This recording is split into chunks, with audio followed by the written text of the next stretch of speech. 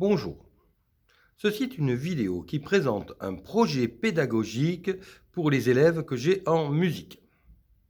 Dans chaque matière, il est nécessaire d'avoir un projet pédagogique de manière à intéresser les élèves.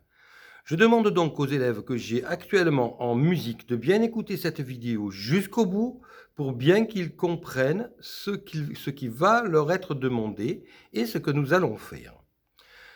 Nous avons pour projet pédagogique cette année de détecter les jeunes talents et éventuellement un incroyable talent parmi vous. Il y en a peut-être, mais pour cela, il faut passer par différentes phases de détection. Il faut donc que vous appreniez à faire quelque chose. Ce que vous apprenez se structure donc en 3 étapes principales. La première étape consiste à vous maîtriser, à maîtriser le silence, à maîtriser la parole, à maîtriser la discipline. C'est pour ça que l'on appelle certaines matières une discipline, car il faut de la discipline pour pouvoir démarrer. La deuxième étape concerne le rythme.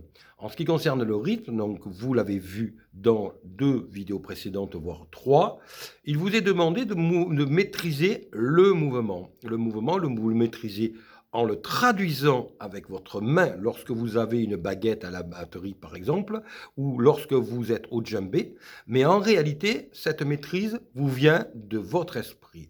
Cette maîtrise, comme je l'indique régulièrement, vous est nécessaire, bien sûr, en musique, mais je n'ai pas simplement des élèves en musique, j'en ai également en lettres, en langue et dans différentes matières. Et cette maîtrise est ce qui manque dans toutes les matières. C'est ce que j'explique en permanence. Avec la maîtrise, on apprend à être bon. Et le rôle que j'ai est non pas d'apporter simplement des connaissances, mais de vous apporter la maîtrise, vous permettant d'être bon en utilisant ces connaissances. La deuxième étape consiste donc à maîtriser le rythme. C'est ce que vous avez vu dans l'étape précédente, dans une des vidéos précédentes. Cette maîtrise sera symbolisée par une ou 2 ou quelques vidéos qui seront faites avec les élèves de certaines classes. Alors j'annonce ici comment cela va se faire. Lorsque les élèves maîtrisent le rythme de base que j'ai présenté dans une, voire 2 vidéos précédentes, que nous voyons avec un élève que nous ne voyons pas, car bien entendu nous nous heurtons à la notion de l'égalité, de droit à l'image, etc. Donc dans la vidéo précédente, on ne voit pas l'élève et cela est fait sciemment. Eh bien, lorsque nous avons ce niveau de maîtrise, nous passons au stade suivant où nous ferons des vidéos, où nous verrons les élèves, mais dans ce cas-là, bien entendu, tout d'abord, il y aura un formulaire qui sera distribué aux élèves, qu'il donnera à remplir aux parents qui le souhaitent, qui permettront, tout comme pour une sortie scolaire, d'avoir l'autorisation de faire sortir un élève en sortie scolaire lorsqu'il s'agit d'une sortie scolaire, d'enregistrer les élèves de manière à pouvoir les enregistrer, les corriger et pouvoir leur permettre de montrer à leurs proches ce qu'ils font. Et dans ce cas-là, nous aurons donc certains élèves qui seront regroupés avec un djembé. Lorsque nous avons la batterie, eh bien, il y aura le meilleur d'entre eux qui sera à la batterie pour diriger, pour faire ce même exercice. Mais là, par contre, nous aurons donc la batterie, tous les djembés. Donc ici, dans cette classe, nous avons ici 7 gros djembés. Nous avons ici un danka. Et nous avons ici encore 12 petits djembés. Nous avons ici la batterie. Et donc, nous aurons une vingtaine d'élèves qui auront tous atteint ce niveau leur permettant de montrer qu'ils maîtrisent le rythme de base, tout en marquant la mesure, qui se mettront devant la batterie ici même et se produiront tous ensemble.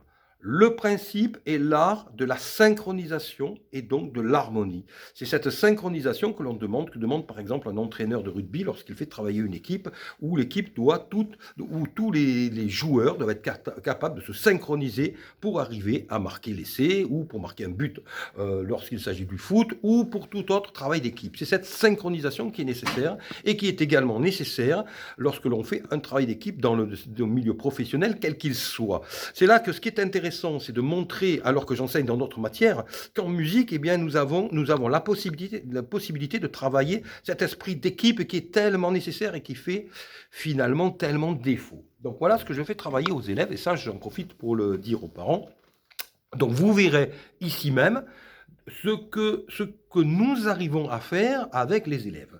Je suis dans un autre établissement où, par contre, je n'ai pas de batterie, mais j'ai un piano. Et donc, dans cet établissement-là, nous travaillons bien entendu la rythmique également, puisque nous avons des djembés, mais nous travaillons beaucoup plus la voix, le chant, etc., en coordination avec les professeurs de langue. Donc, il y aura 3 séries de titres qui seront donnés aux élèves, et dans chaque classe, les élèves choisiront un titre parmi les 3 séries. Les 3 séries concernent donc un titre francophone, en français donc. Il y aura ensuite un deuxième titre francophone, donc une deuxième série francophone, à consonance, à mélodie orientalisante. Et une troisième série anglophone en anglais, en coordination avec les professeurs d'anglais. Ceci permettra que chacun des élèves choisisse un titre de la série qui lui convient le mieux. Cela permettra aux élèves donc d'avoir le choix. Et chaque classe choisira 3 titres parmi les 3 listes dans lesquelles des titres leur seront proposés, et éventuellement les élèves me proposent également certains titres qui leur conviendraient. Mais bien entendu, c'est à moi de choisir, car je dois choisir des titres qui correspondent au projet pédagogique que nous avons, qui sont corrects, qui respectent les standards de la musique. Par exemple, quand on prend le rap, par exemple, le rap a ses qualités, a ses défauts, plaît à certains, plaît à d'autres, là n'est pas la question, mais il nous faut des titres qui contiennent du rythme et de la mélodie. Le rap, généralement, globalement, n'est pas adapté. Et de plus, il nous faut également des titres qui respectent une certaine correction au niveau d'un enseignement, que se doit de respecter un enseignant, ce qui est tout à fait logique. Voilà. Donc, le but de ce projet pédagogique est donc d'apprendre aux enfants à se produire en groupe, d'être synchronisés, de faire un travail d'équipe. Et à la fin de l'année, donc lorsque ceci sera fait, ou nous disons plutôt en milieu d'année, eh bien nous aurons la possibilité déjà maintenant de détecter des enfants qui ont un talent. Nous, au niveau rythmique, je sens déjà maintenant des enfants qui y arrivent tout de suite et des enfants qui ont plus de mal. Donc là, il s'agit du côté rythmique. Nous avons également le chant, nous avons également le côté instrumental, nous avons des guitares. Il y a des enfants qui font déjà de la guitare. Nous avons une basse, j'ai ma basse également que j'amènerai. Donc nous avons également la possibilité d'ajouter des instruments à partir de cet aspect rythmique, batterie, djembé.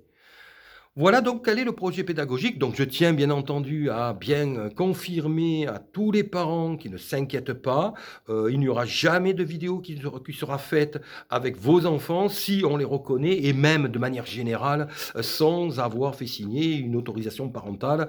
Bien entendu, car filmer des élèves dont on ne voit pas la tête, il n'y a pas vraiment trop d'intérêt. C'est pas vraiment intéressant. On peut le faire une fois comme ça à titre d'exemple lorsque l'on regarde l'exercice fait par un élève ou lorsqu'on voit ce que font ses mains et ses pieds, mais ça n'a pas vraiment un grand intérêt. L'intérêt est quand même de faire une vidéo correcte, qui plaise, qui montre le niveau d'un élève.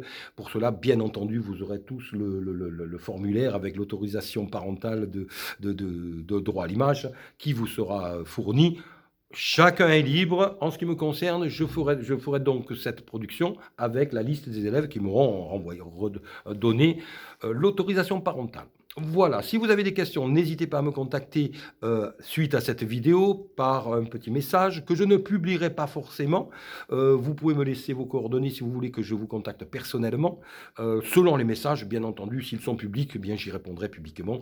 Mais ce n'est pas vraiment le but. Le but est beaucoup plus que nous soyons en contact et que nous réussissions à ce que vos enfants apprennent quelque chose. Et ce que j'ai ici à leur apprendre à travers la musique, eh bien c'est à se maîtriser, à se discipliner, et à savoir travailler en équipe pour produire quelque chose d'efficace, de beau, de propre.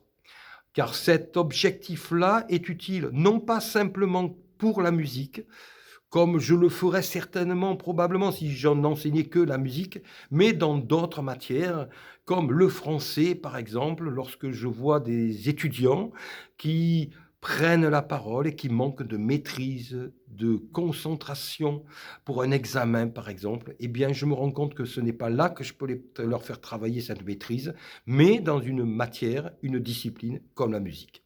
Je vous remercie et je vous dis à bientôt.